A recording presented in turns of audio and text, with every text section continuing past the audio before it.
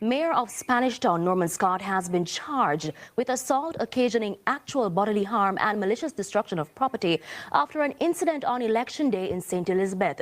Mr. Scott, who was the PNP MP candidate for Southeast St. Elizabeth, allegedly slapped a female JLP indoor agent in the face at the polling station located at the B.B. Koch High School in the parish. Now, the woman claimed the incident left her with a swollen face and broken eyeglasses. Police sources say he's scheduled to appear before the Santa Cruz Police Court on Monday, October 13, to answer to the charges. In St. Catherine, news at 7. Now, despite his party not being successful in the 2025 general election, People's National Party President Mark Golding vows to continue as the party's leader. Speaking at a press conference on Thursday, Mr. Golding said there have been instances where party leaders have tendered their resignation after losing an election. But for him, he's willing to continue to serve Jamaica. I serve at the pleasure of the party. And, I'm happy to continue to serve in the capacity as leader for as long as the party wants me to. And thus far, all of the MPs who have been elected, all 28 other than one who's overseas traveling, have signed a letter confirming that they have confidence in me and want me to be the leader of the opposition. Meanwhile, Mr. Golding says he received advice from the party's lawyers who attended the final count that the magisterial recount was unlikely to change the outcome in any of the seats. But for the St. Andrew West Central seat, Mr. Golding says that seat is under critical observation by his lawyers. In the case of West Central St. Andrew, however, the nature of the irregularities which took place there is being carefully scrutinized in anticipation of a case being brought to the constituted authority for appropriate relief.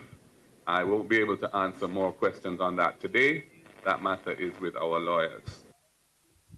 Baseless, frivolous, and an indicator of desperation. That's how the Jamaica Labour Party is describing claims by the PNP that there were irregularities in the St. Andrew West Central constituency on Election Day. The seat was being contested by the JLP's Dr. Andrew Holness and the PNP's Paul Buchanan. At a press conference on Thursday, PNP President Mark Golding said he received advice from the party's lawyers who attended the final count that the magisterial recount was unlikely to change the outcome in any of the seats. But for speaking at a JLP press conference hours later, chairman of the JLP's Manifesto Committee, Kamina Johnson-Smith, clapped back. Many or the several legal bodies or constituted bodies which are empowered to take decisions in respect of irregularities, none of them received any reports.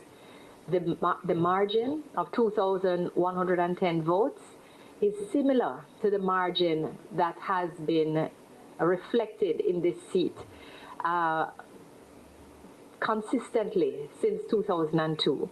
And in fact, in particular, in respect of the Seaward primary polling stations, which were the last ones to come in, I think everyone remembers the nail-biting moments where the television stations had the Prime Minister as trailing, I believe was the language used, because those winning boxes were not in. And they're not winning boxes this election. Every election, the electors who vote in Seaward primary polling stations vote overwhelmingly in support of their preferred candidate, Andrew Michael Holness. Lloyd Green has brushed aside the PNP's call for an independent inquiry into the general election, describing it as a sign of deflection. Speaking on CBM's lead story on Thursday, the MP-elect for St. Elizabeth Southwestern said the opposition is simply buying into its own hype.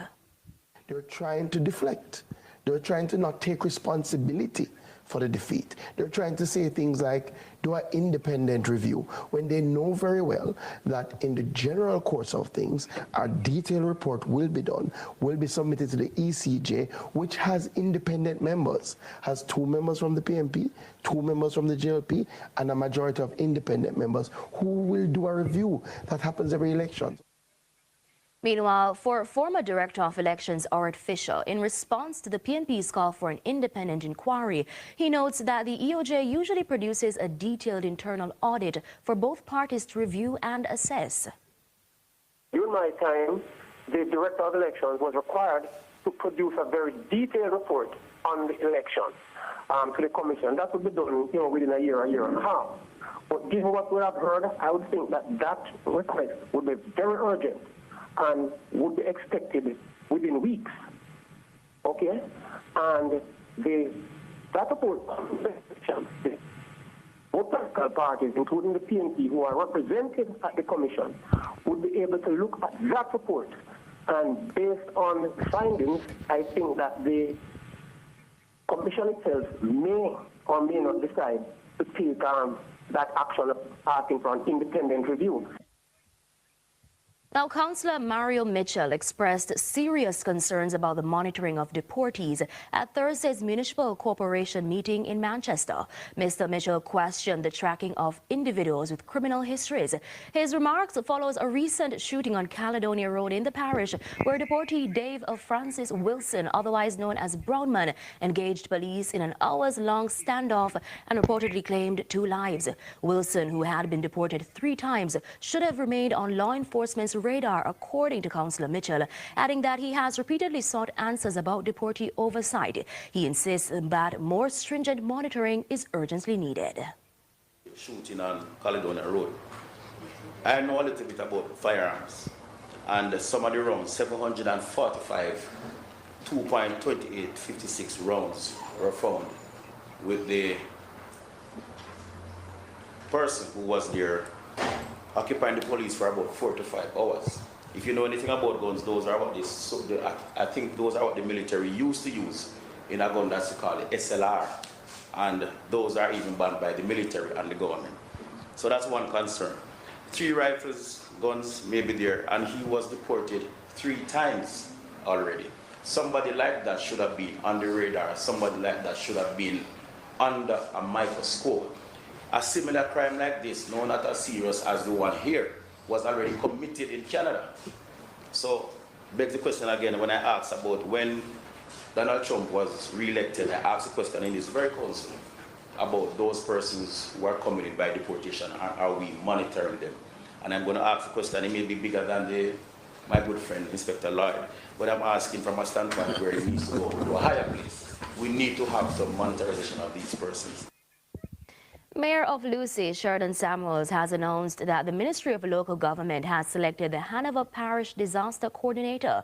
She's set to represent Jamaica at an upcoming disaster seminar to be held in Japan next month. I am extremely excited for the opportunity that was provided to me. I'm looking forward to learn as much as I can during this experience and to see how best this experience can help the nation on a whole, my parish and the nation on a whole in overall disaster resilience and management in the future.